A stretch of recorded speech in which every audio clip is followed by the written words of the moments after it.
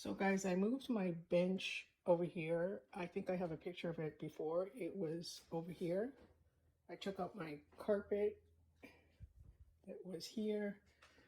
So I'm going to be doing a layout of how I'm going to do the picture framing.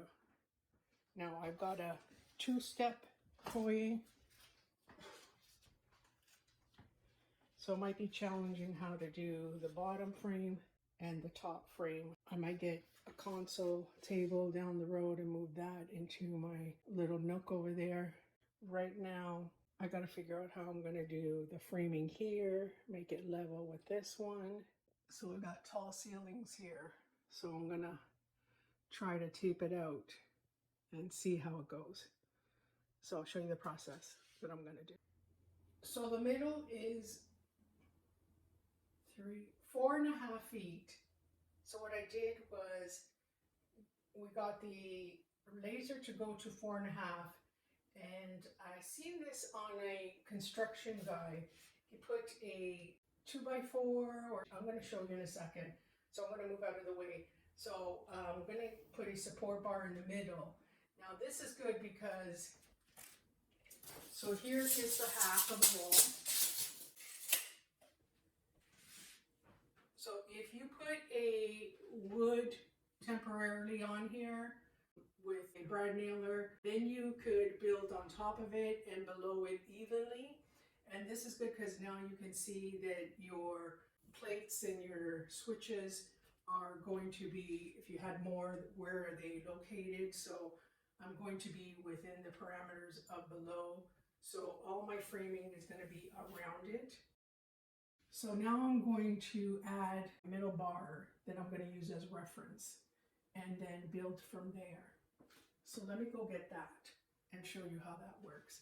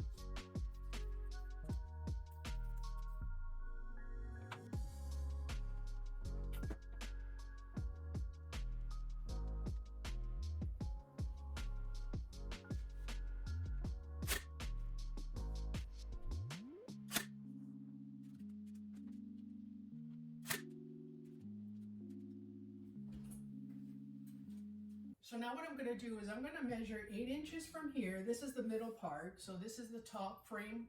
And now I'm going to measure 8 inches for the next frame at the bottom. And that way I'm going to avoid the light switches. And then I'm going to have it all lined up properly so that I know from the beginning that everything is lined up from the top and the bottom. And this is going to be the next set from the two on the foyer section, and then the next set of the two on the landing for my step up to the hallway, because I got to make sure that all lines up and looks symmetrical. So I'm going to now do 8 inches, 8 inches, put the bar, and then start the top of the frame here.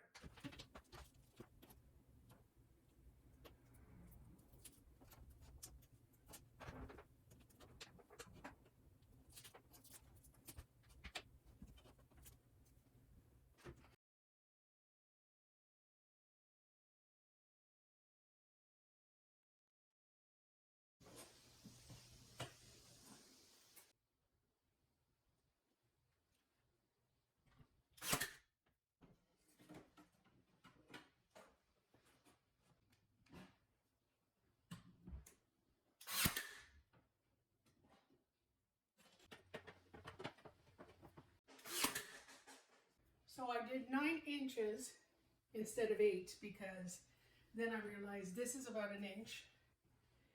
And when I put this on top, so this is going to be this way for the bottom frame, that is going to be 1 inch. So I did 9, and that's leaving the same gap in here, which is about 1.5 or 1.75, but you can see that it's the same amount of gap. So I'm just going to remeasure the same distance, make sure it's all lined up. So once I have this and you're pretty sure that this is all even, symmetrical, and all that lined up, then the sides, I'm going to put the green light laser and I'm going to use that. I just wanted to make sure this is all even. It's easy to do without hands. I'm showing you to do it as a one person.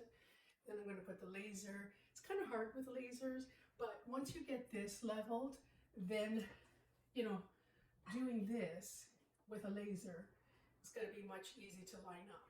And then you can put the level on here as well, hold it up. So that's why I wanted to do it this way and make sure it's all perfect, because this is the starting, and if you're off on this, everything else is going to be off. So be right back.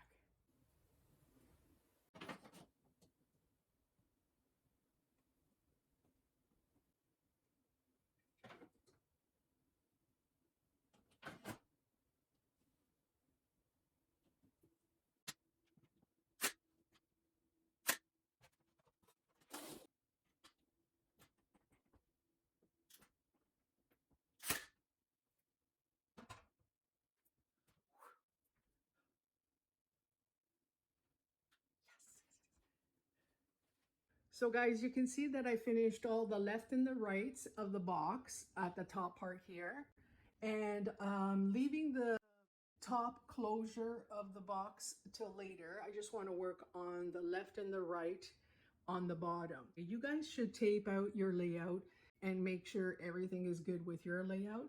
But because I have that step up, there really was one way of doing it, so I didn't do the tape out. But what I'm working out here is just with some green tape to just see how I'm going to work around my lower molding. And I just figured out one way here that I'm going to have to do a different way here. So I was originally going to do 2 different sizes of boxes here, but because of my outlet and then going up here to match this one, I would have to do a cutout over here and go down over here. So I'm going to change over here, and I'm just going to go all these boxes to be the same size. So I'm going to go under the outlet, and there's going to be a bigger gap over here at the bottom, and I have a bench so you hardly see the bottom. I like for the aesthetic to be all the same, and at the bottom you hardly see it.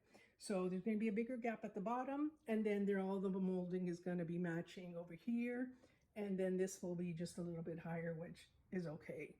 And then all of them, they're going to be matching underneath the light plate over here, and then go across over here. That will look all cohesive over here. So let me know what you think so far, if you have a similar layout. But for me, that's how it's going to work out. And let's move on to the next step. Be right back. So I did 4 inches from the baseboard up, and then I measured from here is 30 inches. The top are 52.5. So up here, they're going to bring your eyes up on the upper level. So I'm going to go cut the left and the right sides. Okay, that's 45.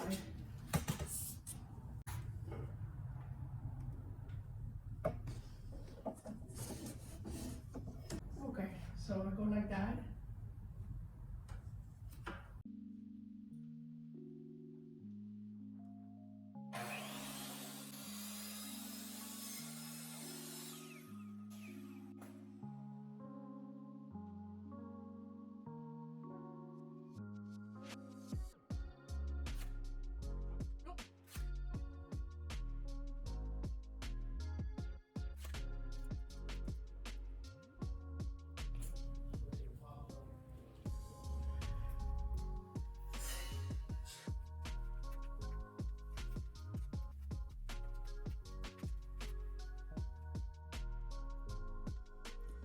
You know, in a lot of my videos, I always get stuff all over me, glue, paint, whatever. So are you waiting to see if I get this all over me?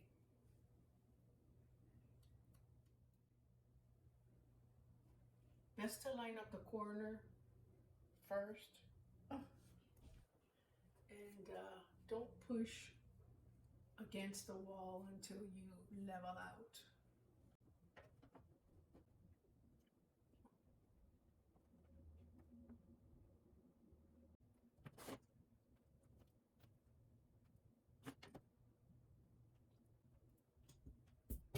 There we go.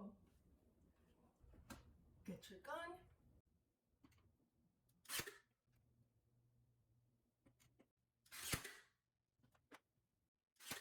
All level.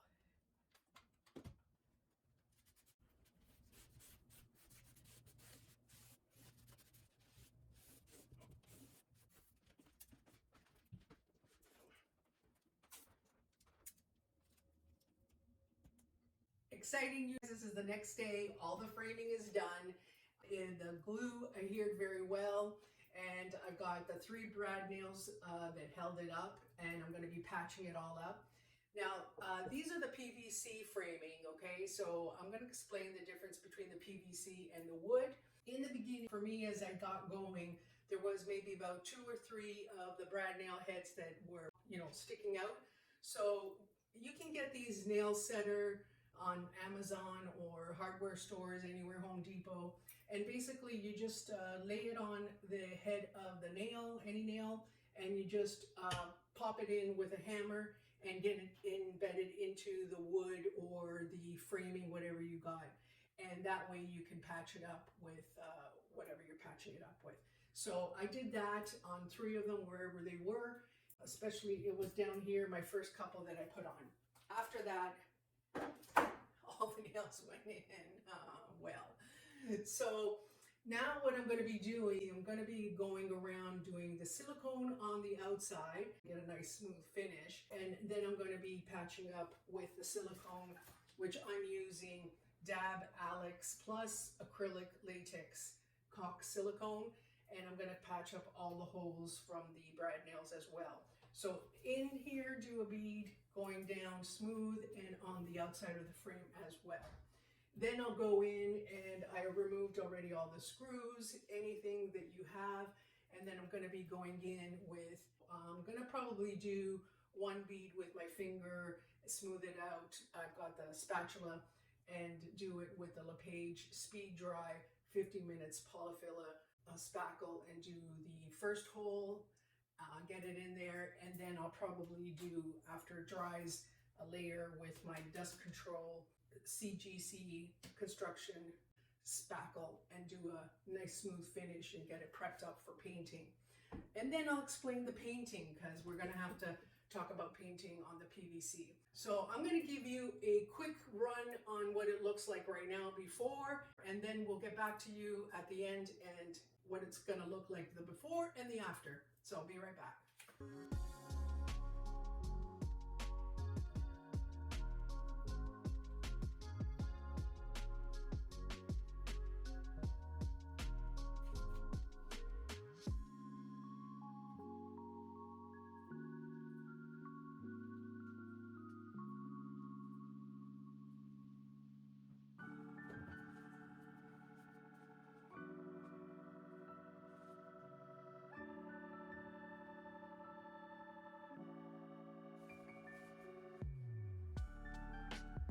So I'm at the stage where I patched up the holes with the LePage 15-minute speed dry, and now I'm going to sand it down a bit and then put compound drywall.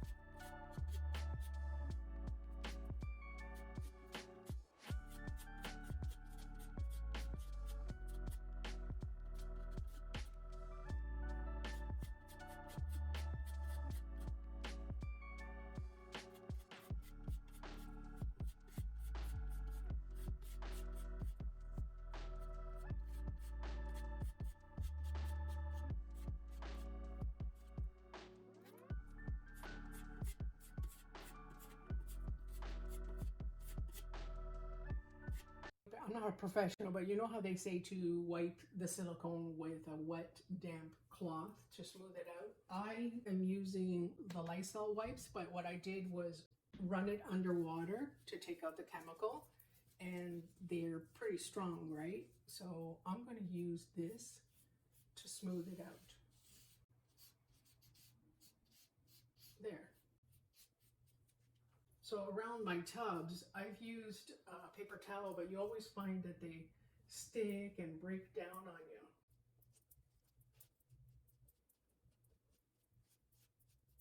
So there's a hack for you. Hey guys, so I am pretty much on my last step, which is doing the caulking all around the frame. So I just wanted to give you a quick little few tips. I'm no expert, even though my father was in construction. I just learned with my own mistakes about these holes.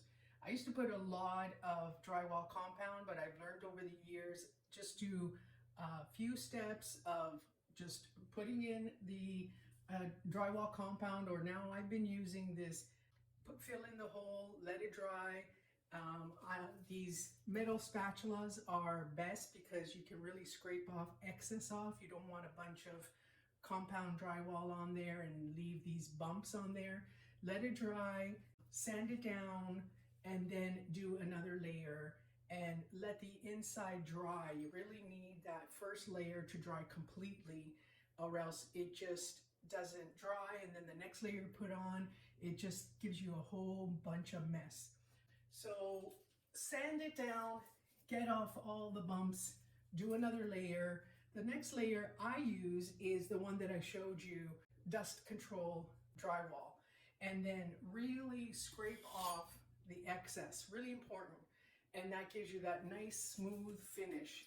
And then sand down again once that dries. Keep removing the compound drywall around the hole, so when you paint on top of it, you don't see that bump, or you don't see that drywall. It gets mixed up all in your paint, and it's very noticeable. You will get as close, at least for me, they work out to get a really nice, close, smooth finish on these holes. So I've done all my holes, and now I'm going to do my caulking, and then we're ready to paint. So I am going to give it a little buff on the frame because it is PVC. Even though it says that the paint with the primer is good, I'm just going to give it a little buff so that the paint attaches better. So be right back.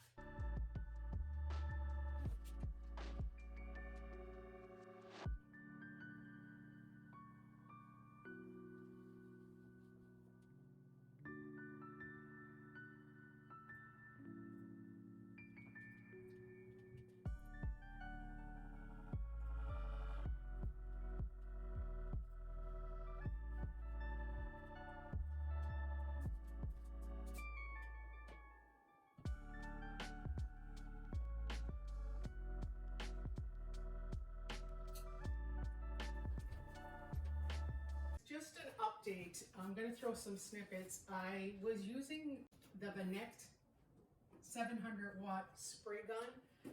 I painted my front door on the outside. My garage worked fine.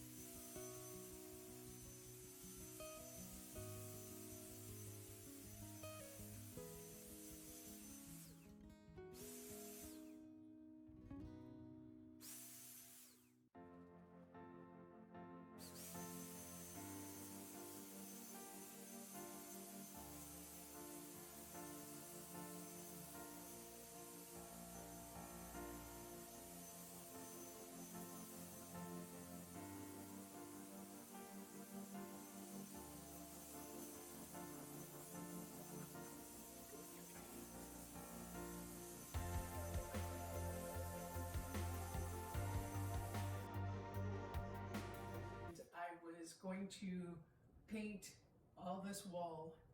I painted with a roller from the top and the sides and the bottom, and I was planning to do a nice smooth job on the wall, and it didn't work out. It just splurted, changed the nozzles, cleaned it out, and still problematic.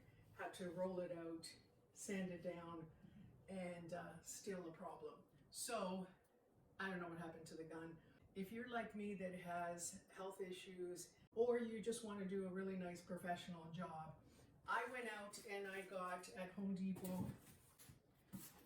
the Graco TC Pro cordless. I'm not going to be tied down because I'm hoping to do other jobs in my house, or you can do your fence or whatever. Looked at some videos and had good reviews, so I don't know. I'm not giving you any reviews right now, but I'm gonna do this wall. I gotta get it done. I gotta move on to my Christmas stuff.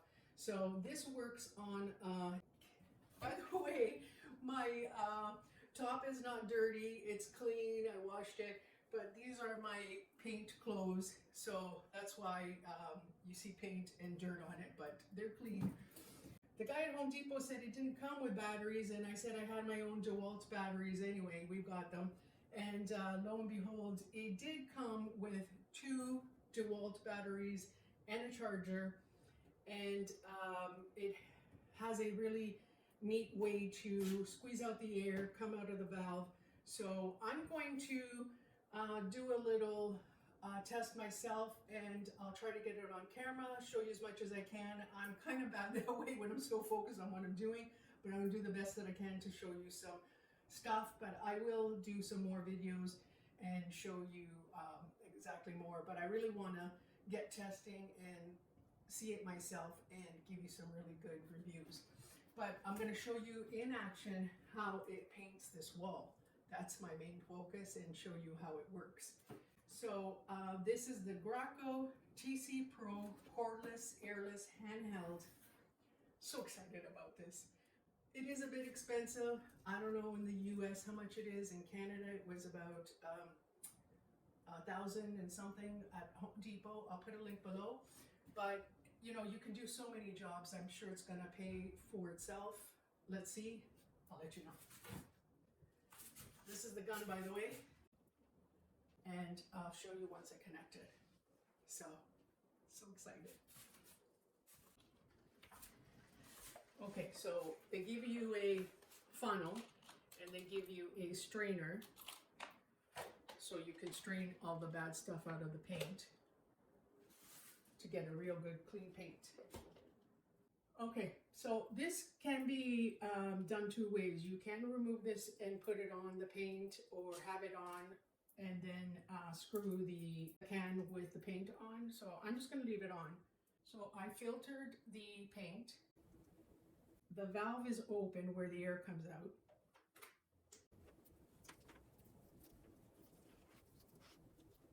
Make sure it's tight on. Okay, so it's on. Then what you have to do is squeeze the air out until you see paint come up with a little valve. Oh, there it is. Okay, and then cap it. That's priming it. So that's on prime right now. The valve is on prime. And then you do have to go switch this to spray and spray it once so the air comes out, and then squeeze again for air to come out. So I'm gonna go in the garage and I'm just gonna give it a spray on a cardboard or something. So I'll be right back. Okay, so, oh my God, guys. And so now I'm gonna prime, I'm gonna open it up, squeeze out a little bit more air. You hear the hissing because now you gotta squeeze out whatever air came back in. Cap it and put it on spray. Ready?